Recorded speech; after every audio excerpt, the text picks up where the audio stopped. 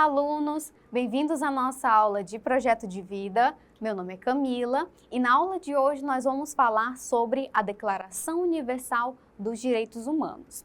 Lembrando que essa é a primeira parte de 2 aulas, então, para poder resolver as atividades, vai ser necessário você assistir essas 2 primeiras aulas, ok? Vamos agora começar o nosso assunto da aula de hoje. Na imagem, vocês podem observar a Eleanor Roosevelt, que foi a primeira-dama estadunidense, e, junto a ela, vários outros personagens, pessoas importantes, ajudaram na elaboração desse documento. Lembrando que, na aula de hoje, nós vamos fazer uma recapitulação de acontecimentos históricos que ajudaram para a elaboração efetiva desse documento, que é a Declaração Universal dos Direitos Humanos. Continuando, nós temos o cilindro de Ciro, da data de 539 a.C., que foi considerada a primeira Carta de Direitos Humanos. Por quê? O documento que é conhecido hoje como Cilindro de Ciro é considerado a primeira Carta dos Direitos Humanos do mundo. Em 539 a.C., os exércitos de Ciro, o Grande, primeiro rei da antiga Pérsia, conquistaram a cidade da Babilônia. Os decretos reais foram registrados num cilindro de argila, na língua acádica, que é falada na antiga Babilônia, com a escritura cuneiforme, ou seja, uma escritura feita através de imagens, a pictografia. Hoje, o cilindro de Ciro está traduzido nas 6 línguas oficiais das Nações Unidas: árabe, chinês, o espanhol, russo, francês e inglês. Então, esse foi o primeiro documento registrado ao longo da história, ok? Lembrando que ele serviu apenas para uma espécie de inspiração relacionada aos direitos humanos que nós conhecemos hoje em dia. Nós temos também a evolução da ideia de direitos humanos, que começou lá em Roma.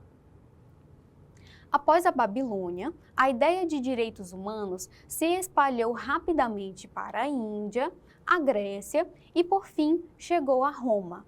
Lá foi elaborado o conceito de lei natural, que diz que as pessoas tendem a seguir, durante a vida, certas leis não escritas em códigos ou regulamentos. Ao longo da história, vários documentos afirmaram os direitos individuais, servindo como precursores dos tratados de direitos humanos atuais. E, a partir de agora, nós vamos ver alguns documentos que foram considerados oficiais para que essa evolução dos direitos humanos pudessem acontecer. Até então, nós tivemos apenas a Carta de Ciro e essas ideias que foram amadurecendo ao longo do tempo.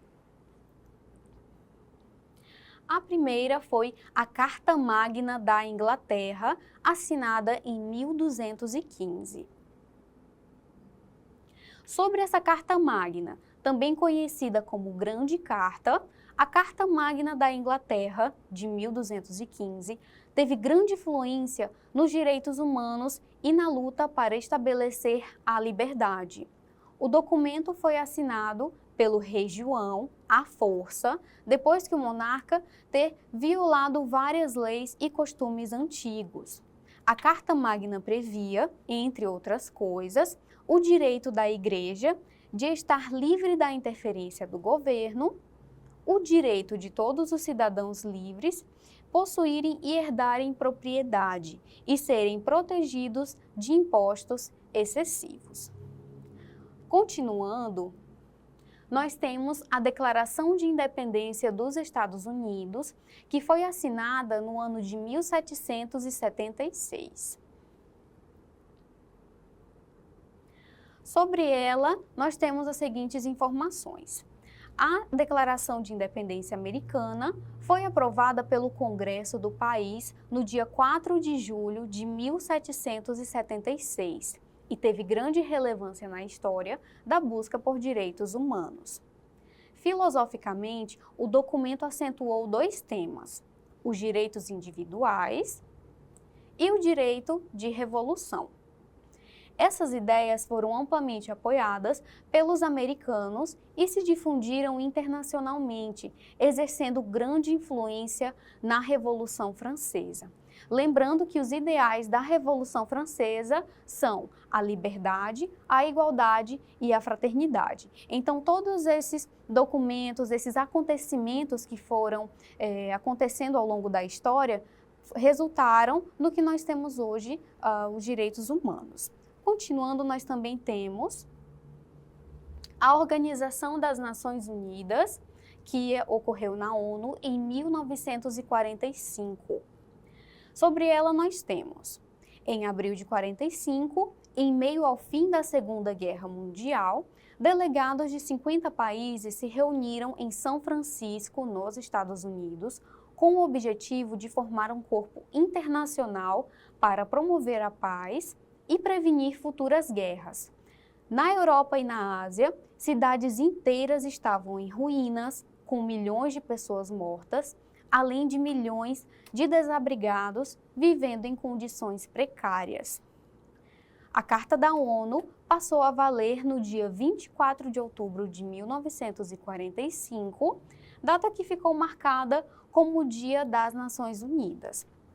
Lembrando que, ao longo desses acontecimentos, tiveram muitos fatos que, infelizmente, eu não pude relatar aqui na aula de hoje, porque, infelizmente, a aula iria ficar muito longa. Porém, vocês podem observar que, com o fim da guerra, da Segunda Guerra Mundial, foi essencial para que as nações pudessem se unir e assinassem um acordo de paz. Foi exatamente isso que a ONU promoveu com essa assinatura desse tratado, ok? Continuando, nós temos finalmente a Declaração Universal dos Direitos Humanos, que foi elaborada em 1948. A Comissão de Direitos Humanos da ONU recém havia sido criada em 1948, sob presidência de Eleanor Roosevelt, viúva do presidente americano Franklin Roosevelt, e elaborou um rascunho do que, posteriormente, seria a Declaração Universal dos Direitos Humanos. A nossa aula de hoje foi finalizada. Para mais informações, acessem as nossas fontes e vejo vocês na próxima aula de Projeto de Vida. Tchau, tchau!